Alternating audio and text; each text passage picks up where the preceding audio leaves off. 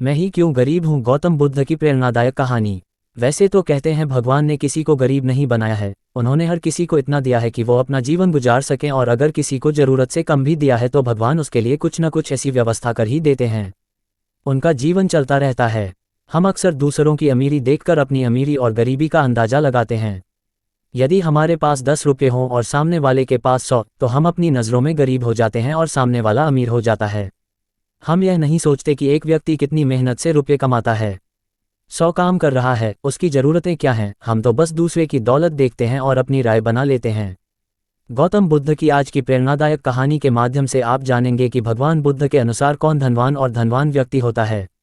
साथ ही आप ये भी समझ जाएंगे कि गौतम बुद्ध हर व्यक्ति को अमीर क्यों कहते थे।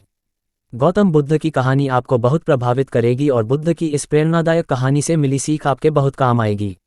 एक बार की बात है, ऐसा हुआ, एक राज्य के राजा ने गौतम बुद्ध को कुछ दिनों के लिए अपने राज्य में आने का निमंत्रण दिया। बुद्ध ने उस राजा का निमंत्रण स्वीकार कर लिया और अपने कुछ शिष्यों के साथ उस राज्य में चले गए। राजा ने बुद्ध से मुलाकात की और उनसे कुछ दिन वहां रहकर अपने राज्य के लोगों की समस्याओं का समाधान करने और उन्हें धार्मिक मार्ग पर चलने की शिक्षा देने का अनुरोध किया।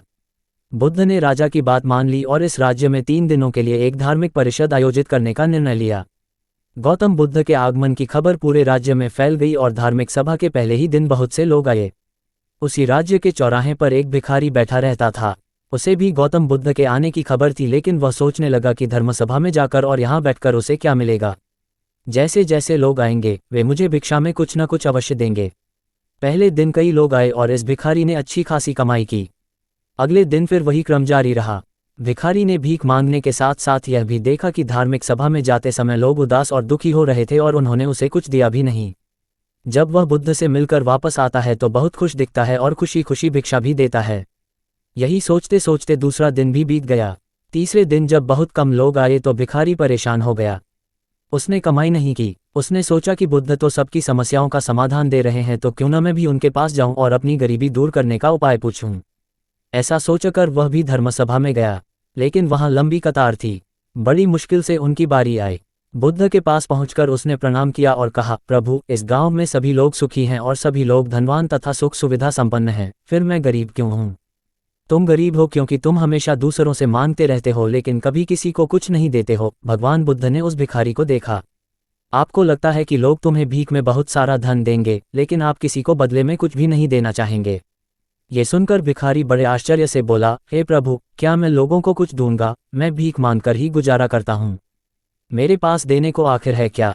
बुद्ध कुछ देर के लिए चुप हो गए और कुछ देर रुककर बोले, तुम बहुत मूर्ख हो। भगवान ने तुम्हें और हम सभी को किसी को देने या दूसरों के साथ बांटने के लिए बहुत कुछ दिया है। आपने एक मुस्कान दी है जिसे आप दूसरों के साथ साझा कर सकते हैं और उन्हें आशा और उम्मीद दे सकते हैं। तुम्हें आवाज़ दी गई है जिससे तुम मीठे बोल बोलकर लोगों की प्रशंसा कर सकते हो। तुम्हें 2 हाथ दिए गए हैं जिससे तुम दूसरों की मदद कर सकते हो। तुम्हें एक स्वस्थ शरीर दिया है जिससे तुम भीख मांगने के बजाय कड़ी मेहनत कर सकते हो। जिस व्यक्ति को भगवान ने बिना किसी कमी के ये चीज़ें दी हैं वह कभी गरीब नहीं हो सकता। आप सिर्फ अपनी सोच के कारण गरीब हैं।